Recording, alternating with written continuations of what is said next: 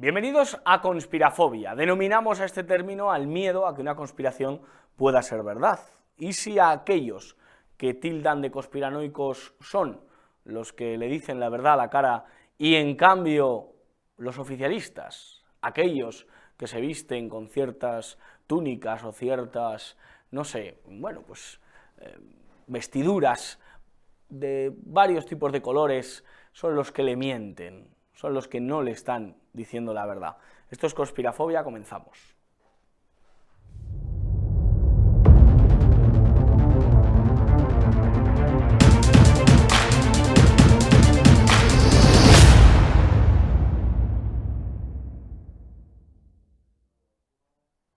Y hoy un programa especial para hablar con un viejo conocido de esta casa, Agustín Aranda, sobre el estado actual de la Iglesia Católica, la Iglesia de Cristo, la paruxía, los últimos tiempos, lo que ha de venir en el 2026 en índole religioso, perdiéndonos un poco y olvidando un poco la realidad de Sánchez, Feijóo, Abascal y todo lo que eso conlleva. Agustín Aranda, querido amigo, ¿cómo estás? Muy buenas tardes, Josué. Pues nada mejor que estar en Conspirafobia para hablar de la gran conspiración que lleva en marcha pues desde el año 2013. ¿Cómo pasa el tiempo, verdad? Van a cumplirse otros 13 años. Ahora, en marzo del 26, un año 2026 que va a ser bastante movido, pero que no cunda el pánico, no hay nada que temer. Bueno, pues vamos a hablar de la Iglesia Católica, pero este programa creo que va a ser muy interesante para todos los oyentes, aunque no sean católicos. ¿Por qué?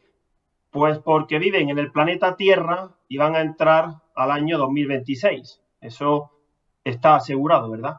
Así que como los acontecimientos van a ser de tal calibre que a todos, de un modo u otro, nos van a afectar, pues merece la pena prestar atención, que nadie se escandalice, porque no es que mi charla sea perfecta, pero sí está bastante bien fundamentada y pretende ayudar, no pretende asustar, ni que yo venga aquí a desahogarme contra los jerarcas usurpadores, a patalear, ¿no? Ya uno tiene cierta experiencia en estas lides. Bueno, creo que es muy necesario que comencemos situándonos en qué momento de la historia estamos y cómo es la situación. A partir de ahí se podrá entender bien la argumentación o por qué digo lo que voy a decir. Estamos en el final de los últimos tiempos y eso supone que la segunda venida del Señor está muy cercana porque se cumplen las condiciones para ello. No se trata de que alguien opine o alguien desee o le tenga manía, tal o cual personaje, no. Es que se cumplen las condiciones. Esto está bastante bien estudiado. Entonces vamos a ir concretando para que la gente vaya captando las ideas. Bueno, los cónclaves de los años 2013 y 2025 han sido inválidos. Esta la primera a la mandíbula del enemigo. No podemos aquí desarrollar por qué, pero tenemos la total certeza de que han sido inválidos. El del año 2013, del cual salió elegido Bergoglio, fue fruto de un golpe de Estado que dio lugar a una renuncia inválida del último papa, que pasó a una situación de ser impedida, medio encarcelado, vamos, hablando en lenguaje llano, y esa situación se prolongó durante casi 10 años. Ahora se van a cumplir 3 años desde la muerte del último papa canónicamente válido. Y como Bergoglio no tenía ninguna autoridad espiritual ni de gobierno, pues nombró a cardenales que no eran tales cardenales, uno de ellos, el americano de Chicago, Robert Prevost, que en el pasado mes de mayo salió elegido papa. Falso papa, pero bueno, para que nos entendamos.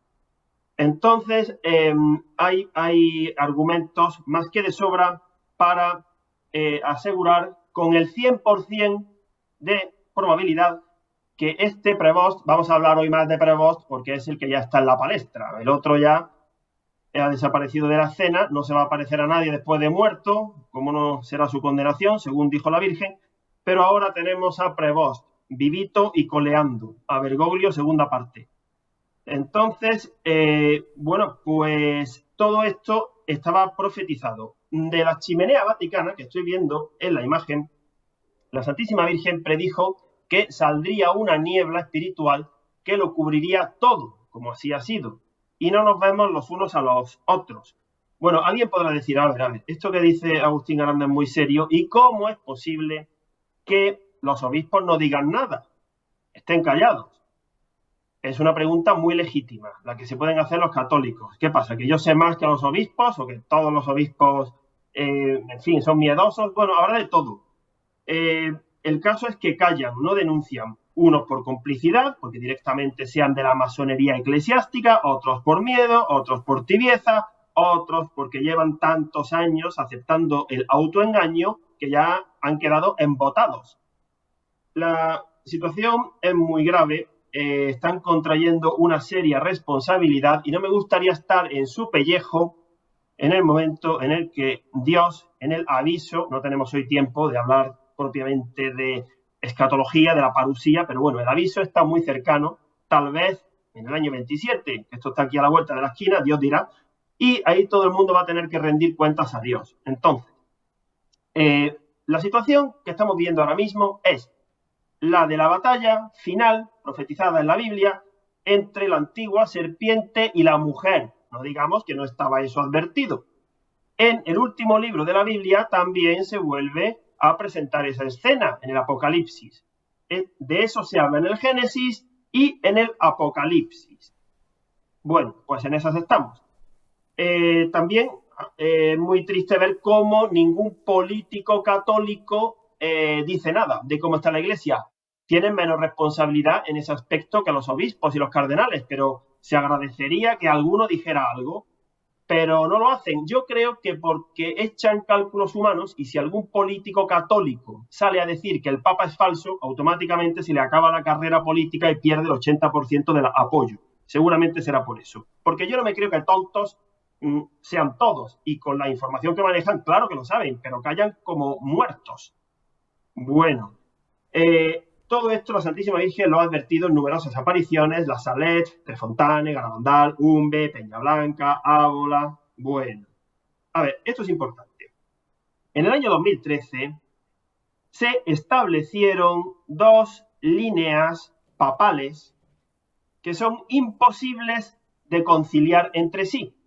Una línea presenta continuidad en la impostura. Hay continuidad entre Bergoglio y Prevosti. Esa es la línea falsa, oficial, la línea en la que cree el 90 y muchos % de la población y los católicos también. Y hay otra línea verdadera, oculta, para la cual se necesita tener fe escondida, que presenta una discontinuidad. Es la discontinuidad entre el último Papa Benedicto XVI y el llamado Papa, cuyo lema será Pedro Romano, que, esto es importante también, en modo alguno aparecerá antes del aviso. Así que si alguien ahora dice que es Pedro Romano o el Gran Prelado o algo parecido, será otro más armando lío, armando jaleo. No hay que hacerle caso. Bueno, Agustín, hay que hacerle caso a la Santísima Virgen. Sí, una cuestión previa antes de continuar, que me está pareciendo muy interesante. ¿Qué paralelismos existen entre Prevost y Bergoglio? ¿En qué podemos ver en cuanto a la doctrina, en cuanto a declaraciones, en cuanto a posiciones políticas? ¿Qué paralelismos podemos ver entre los dos? Muy interesante la pregunta. Prevost es un fruto directísimo de Bergoglio, aunque no lo parezca, porque el estilo es otro. A simple vista tienen estilos diferentes, pero el ascenso de Prevost fue meteórico en los últimos años de Bergoglio, lo estuvo preparando y el propio Prevost se ha encargado él de decir, recién llegado, que va a continuar con el magisterio del Santo Padre Francisco, por ejemplo, desarrollando la sinodalidad. Es decir, que son una continuidad total. si algo tenemos que agradecerle a los masones es que están siendo, dentro de su maldad, coherentes, porque están dejando claro que Prevost es el sucesor de Bergoglio, pero esto tiene lógica, porque necesitan seguir apuntalando continuamente a Bergoglio, dándole validez a Bergoglio, porque si no, el edificio se les viene abajo. Es decir, ellos tratan de dar continuidad a todos los papas. Incluso Bergoglio, él mismo se hacía ver como un continuador del Concilio Vaticano II, cuando eso es totalmente errado. El punto de ruptura estuvo en el año 2013 y a partir de ahí hay continuidad en la impostura. Por tanto, Robert Prevost es fruto de Bergoglio, está demostradísimo, aunque los estilos sean otros. Bueno, seguimos.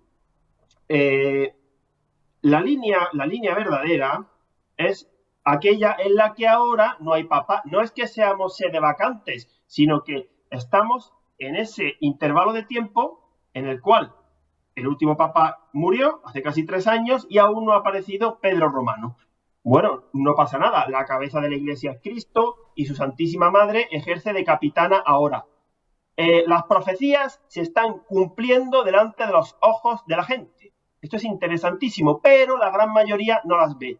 Es lo mismo que sucedió en la primera venida del Señor, que se estaban cumpliendo y aquellos que eran los entendidos y hubieran sido los primeros encargados en darlas a conocer al pueblo, pues las omitieron, las ocultaron y las combatieron. Por ejemplo, hay una profecía que se ha cumplido, profecía de la Santísima Virgen, hay muchas otras, y es que dijo la Virgen en una aparición importantísima aprobada en la Salet que el anticristo tendría éxito a los 12 años. Ahora lo hemos entendido. Parecía que era un muchacho muy joven para ser el anticristo. Claro, se estaba refiriendo al anticristo religioso. A los 12 años de la llegada de Bergoglio ha aparecido Prevost. La Santísima Virgen, en las apariciones que mi amigo Arturo y yo más hemos trabajado, las de la Virgen Pura Dolorosa en Numbe, dijo que el anticristo aparecería en mayo, en el mes de mayo. Así ha sido. Bueno, también a Prevost recientemente le han regalado un caballo blanco. ¿Por qué? Porque es el jinete del caballo blanco del Apocalipsis, que representa la impostura. Ya en los Juegos Olímpicos de París, en el verano del año 2024, hicieron una burla de la Eucaristía y representaron a un personaje a caballo, en un caballo blanco, porque los malos saben en los tiempos que estamos. Los hijos de las tinieblas, en ese aspecto, son más astutos que los hijos de la luz, que están en las nubes, no se enteran de nada. Porque como ponen Radio María y la COPE y escuchan a los curas oficialistas, no se enteran de nada. Y además, hoy día tener director espiritual es un suicidio, porque el director espiritual será oficialista. Y en general, las profecías no son nada atendidas por los curas, no han aprendido escatología, no se han querido formar por su cuenta y se aman más a sí mismos que a la verdad. Bueno, vamos a seguir hablando de Prevost. Prevost ni es ahora, ni podrá ser en un futuro, nunca, de ningún modo, verdadero papa. Y esto que digo se sustenta en 3 pilares fundamentales: en el derecho canónico, en las profecías y en los frutos que produce Prevost. Igual que él es un fruto de Bergoglio. Dijo el Señor que de un árbol malo no puede salir un fruto bueno. Pues eso es lo que está pasando. Por sus obras y sus hechos y sus omisiones, estamos conociendo quién es el personaje americano. Bueno, también se demuestra que Prevoste jamás podrá ser verdadero papa desde un punto de vista del estudio de la figura del catejón. El catejón era el obstáculo del que hablaba San Pablo. Es necesario que sea retirado un obstáculo papal y posteriormente el obstáculo eucarístico. Son 2 obstáculos. Ya el papal ha sido retirado, queda la Eucaristía, van a por ella, para que se manifieste en plenitud el anticristo. El anticristo tiene 2 cabezas. Son los 2 alfiles que hemos definido Arturo y yo en muchos vídeos. La parte religiosa y la parte política. La parte religiosa, que también en la Sagrada Escritura se representa como la bestia de la tierra, la encabeza Prevost. Y el político, el anticristo político, aún no ha aparecido. Bueno, ya veremos quién será. ¿De acuerdo? Bueno, esto también tiene otras connotaciones, con la última famosa semana de Daniel, los 7 últimos años, en fin, no es el tema de hoy, es un tema apasionante, pero no hay tiempo de desarrollar esa parte. Entonces, Prevost no puede ni ahora ni en futuro ser papa, y eso se razona. Por ejemplo, vamos a ver si brevemente lo explico. Si Prevoste, vamos a suponer que fuera verdadero papa, ahora o en un futuro, vamos a imaginar eso, y sigue vivo hasta que llegue el Señor, ¿no? Entonces, no le deja sitio al falso profeta, porque el falso profeta tiene que encajarse en la línea oficial del papado. Entonces, si asumimos que Prevoste es bueno, verdadero, y sigue vivo, y viene el Señor, falla la Sagrada Escritura, porque no le dejamos el sitio al falso profeta. No. Sí. Prevost, perdón Agustín, es una persona relativamente joven, es un papa, vamos, es una persona que ha alcanzado el papado romano relativamente joven. Sí, 70 años ha cumplido recientemente. Además, bueno, pues eso del 70 también está profetizado de otra manera. En fin, hasta la edad se va a favor de que él es un personaje relativamente joven, pero que es el anticristo religioso. Bueno, si Prevoste muriese, bueno, si muriese, eso no es ser el catejón, pondrían a otro y entonces no sería bueno, porque lo que no se puede admitir de ninguna manera es que los 12 años de Bergoglio, que prácticamente se han solapado con los 10 años de encarcelamiento de sede impedida de Benedicto, hayan quedado en una anécdota dentro de la historia de la Iglesia. ¿Cómo que una anécdota? Eso no es una anécdota. Entonces, si ahora, como algunos desean ingenuamente, viene Prevost, que resulta que es un buen papa, y hace borrón y cuenta nueva, de eso nada. No va a haber borrón y cuenta nueva, porque estamos en un momento de irreversibilidad desde la Semana Santa del año 2020. Y algo muy importante, Dios, su misericordia es tan infinita que siempre puede perdonar al pecador más enemigo suyo siempre que haya arrepentimiento. La misericordia de Dios supera a cualquier pecado. Entonces, técnicamente, Prevost está a tiempo de salvarse. Pero lo que jamás va a hacer Dios es reconstruir su iglesia sobre una línea maldita, impostora, homicida, diseñada por el enemigo. Es que no tenemos papa, no le echemos la culpa a Dios, ni a la Virgen, ni a Benedicto. No tenemos papa porque los masones han terminado con el papado, tal y como lo conocemos. Ellos son homicidas, como aquellos que mataron al Señor. El Señor les llamó homicidas. Son hijos del padre de la mentira, el diablo, que fue homicida desde el principio y lo sigue siendo, y ahora tiene mucho poder en esta época, entre otras cosas, porque ha sido retirado el freno. Es que la retirada del catejón era fundamental. Un dato importantísimo que a mucha gente le ha pasado desapercibido porque no es tan fácil de conocer. ¿Sabes, Josué, cuándo llegó Prevost al Vaticano? En enero del 23. Es decir, murió Benedicto y se cumplió la Sagrada Escritura. Llegó el anticristo al Vaticano. Estuvo ya medrando, además de entretenerse en encubrir abusos sexuales. El historial del personaje es para echarse a temblar, con esa carita de bueno que tiene. Sí, hombre, no pensaríamos que el demonio iba a presentarse apestando a azufre con un rabo y un tridente, ¿verdad? Claro, es muy listo. Y con cuernos, no, así no. Aunque hay fotografías en las que en la frente se notan 2 cuernos a Prevost, de verdad, que no son un montaje. Igual que no fue un montaje que en la elección de Bergoglio hubiera una gaviota posada en la chimenea instantes antes de la fumata y 12 años después, sería otra gaviota supongo, apareciera una gaviota junto a la chimenea regurgitando una rata. Es decir, eso se traduce como que Prevost sale del vientre de Bergoglio. Es un hijo espiritual maldito de Bergoglio. Bergoglio y Prevost comparten muchas de las 9 reprobaciones que les dio la Santísima Virgen. La única diferencia será seguramente nada más que la de que Prevost seguramente sí será sacerdote y Bergoglio no. Pero el resto de reprobaciones las comparten. A ver, la Santísima Virgen, quien quiera que se lo crea y quien no, peor para él, porque convendría creérselo, La Santísima Virgen ha reprobado a Preboste y lo ha calificado como violento. ¿Por qué? Porque ejerce violencia contra las leyes de la Iglesia. Injusto, porque reúne en sí toda la injusticia. Además, que en términos bíblicos a alguien se le aplique la palabra injusto no es como aquí en la tierra, que se usa el término de cualquier manera. Han pitado un penalti injusto. No, va mucho más allá. Y la Santísima Virgen dice, de Bergoglio y ahora de Prevost, que no reciben el poder de bendecir a los fieles en nombre de Dios. ¿Por qué? Porque no son papas. Y cuando para el año que viene, que está a la vuelta de la esquina, empiecen a sucederse las enfermedades y catástrofes y la guerra profetizadas antes del aviso, saldrá Prevost bendiciendo y esa bendición es totalmente inválida para Dios porque es un impostor, no valdrá. Y mucha gente se va a sumar a la oración, a las iniciativas de Preboste y no van a conseguir detener la catástrofe y las enfermedades. La purificación viene, es necesaria e inevitable porque la humanidad ha desoído reiteradísimamente los llamados a la conversión y el mundo ya está rebosando. En Garabandal se dice, la copa está rebosando.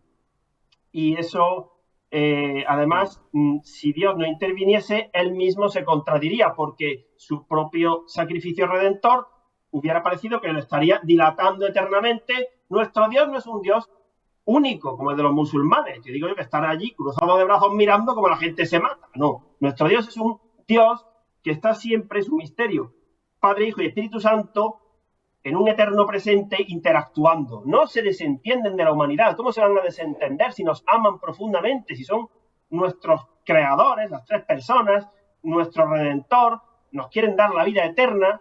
Entonces, ahora que llega lo más interesante, ¿cómo van a cogerse vacaciones? No, lo que pasa es que es necesario acrisolarnos en la paciencia, en la purificación, en la cruz, nada nuevo. Eso es lo que ha enseñado siempre nuestra Iglesia. Agustín, la elección del nombre de Prevost, de León XIV, ¿algo nos quiere decir? ¿Estaba de alguna manera profetizado por la Virgen? Porque es verdad que Francisco buscó un nombre único, el primer Francisco que hubo en la Iglesia, encabezándola. ¿León XIV nos dice algo ese nombre? Yo creo que, bueno, el mismo Prevost te lo ha dicho, trata de establecer una continuidad entre el gran Papa León XIII, el cual vivió aquella revolución industrial de finales del siglo XIX, y la nueva revolución industrial, bueno, peor que industrial, transhumanista, y entonces creo que por ahí van los tiros. Además es un nombre con solera dentro de la Iglesia, no es una bergogliada de ponerse Francisco, aunque Bergoglio, sin saberlo, cumplió la profecía de San Francisco de Asís. Y claro, eso de Francisco queda muy bien para hacer ver que te preocupas por los pobres. Bueno, Judas Iscariote también decía que se preocupaba por los pobres. Bueno, es que a la Iglesia le está pasando lo mismo que al Señor, que está siendo traicionada desde dentro. Los que se escandalizan, que piensen que nuestro Señor fue traicionado por uno de los suyos y los demás no eran conscientes. Su núcleo duro, Juan, Pedro y Santiago, los tres se quedaron dormidos en el huerto de Getsemaní. Así que estamos ahora igual. Bueno, ¿qué más podemos decir sobre este personaje? Sí. Sí, ¿quieres decir algo, Josué? ¿Una pregunta? Sí, no, quería preguntarle también si la Virgen concretamente nos había hablado de Robert Prevost, o sea, si podemos saber en qué profecía o en qué aparición de la Virgen se nos señalaba directamente al hombre que está ahora encabezando el Vaticano. Pues principalmente en la de la Salet. El Papa Juan Pablo II la consideraba la madre de todas las mariofanías. Dijo la Virgen que habría 2 antipapas podridos consecutivos en el final de los últimos tiempos. También en la Salet dijo que el anticristo tendría éxito a los 12 años. Bueno, y en Umbe, la Virgen ha desenmascarado por completo a Bergoglio, y una pregunta interesante es, ¿por qué la Virgen aparentemente solamente habló de un papa injusto, violento en Umbe, ¿no? Bueno, pues nosotros ahora con la llegada de Preboste lo hemos entendido. Si la Virgen hubiese hablado de 2, hubiesen sucedido 2 cosas. Primero, que se hubiera podido malinterpretar, porque ya bastante compleja la comprensión con 1, como para encima meter 2. Y hubiera podido pensar un sector del catolicismo. Claro, habla de dos porque Bergoglio es bueno y el siguiente es el malo. El siguiente es el malo. No, pero también pudiera haber pasado lo contrario. Hubieran pensado, Bergoglio es injusto, el violento, el golpista, y después llega Pedro Romano. No, tampoco. En las apariciones de Bumbe se nos dice que el próximo papa, Pedro Romano, que no aparecerá antes del aviso, pues estará asistido por San Pío de Pietrelcina. Y tenemos que rezar para que pueda aprobar, que seguro que para las apariciones de la Virgen y los mensajes. Porque el cielo quiere nuestra ayuda, quiere que trabajemos, quiere que, seamos activos. Hay que rezar, parte contemplativa y también parte activa. No todo el mundo tiene que salir en internet, así públicamente, a exponerse. Pero eso de estar cómodo haciendo un apostolado que no comprometa a nadie, eso se ha acabado, porque hay que tratar de ayudar a otros. Este tiempo es precioso hasta el aviso. Y ya mismo van a llegar cortes de internet, la guerra, las enfermedades, los confinamientos, con la baliza esta del gobierno, etcétera. La baliza, para que la gente... también lo de la porcina, ¿no? La gripe porcina también parece que Sí. nos vamos a poner una mascarilla. Ahí salía antes, la conferencia episcopal ha tenido, pues digamos, el atrevimiento de pedir elecciones en España, elecciones o una moción de censura, y a Sánchez esto le ha molestado muchísimo. ¿Crees, Agustín, que la conferencia episcopal debe meterse, debe pedir elecciones y ese tipo de cosas? Es que la conferencia episcopal calladita estaría más guapa, porque cada vez que habla sube el pan. De verdad, no son más tontos porque no entrenan, porque le han dado munición a Pedro Sánchez. Pero sí que esto lo sabe cualquiera que no sea analista político. ¿Pero para qué hablan de elecciones? Es que, en fin, claro, hablan ¿por qué? Porque como han perdido la sobrenaturalidad, esta nación religiosamente, dijo la Virgen, que comete muchos errores contra la Iglesia. Lo estamos viendo. Todos callados, perros mudos, y cuando hablan encima es para estropearlo. Están encamados con los políticos en muchos asuntos educativos o como por ejemplo con lo que está sucediendo con el Valle de los Caídos.